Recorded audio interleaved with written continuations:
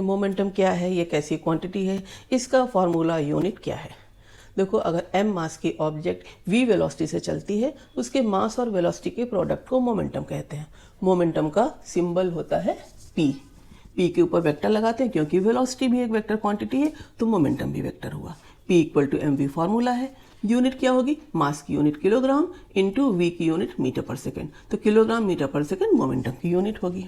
अब जान लेते हैं कि दो ऑब्जेक्ट्स हैं, अगर उनके मासेज अलग अलग है, वेलोसिटी सेम है, तब किस ऑब्जेक्ट का मोमेंटम ज़्यादा होगा।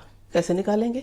मोमेंटम आपने लिख लिया, मासेज अलग अलग हैं तो कैपिटल M ज़्यादा मास के लिए, स्मॉल m लेस मास के लिए। वेलोसिटी दोनों की सेम है तो वेलोसिटी सेम लिख ली। अब इससे पता ही चल रहा है कि हम लेस देन लगाएंगे या ग्रेटर देन लगाएंगे। देखो, ज़्यादा मास है, वेलोसिटी सेम है तो ग्रेटर देन होगा, यानी जिस ऑब्जेक्ट का मास ज़्यादा होगा उसका मोमेंटम भी ज़्यादा होगा, अगर दोनों सेम वेलोसिटी से चल रही हैं।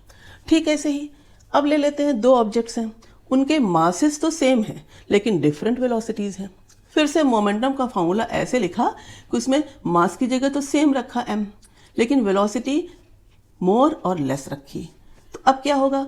जिसकी वेलोसिटी ज़्यादा होगी उसका मोमेंटम भी ज़्यादा होगा, क्योंकि मास तो दोनों के सेम है।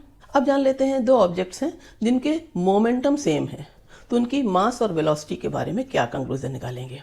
इसे भी कैसे लिखेंगे? 1 और 2 सफिक्स लगा के लिख लेंगे। P1 इक्वल टू P2, दोनों के सेम मोमेंटम है।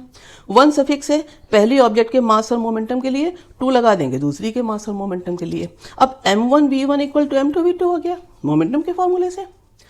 अब देखो, M1 जिसका कम होगा उसी की तो वेलोसिटी ज़्यादा होगी, क्योंकि लेस इंटू मोर यहाँ पर है ना।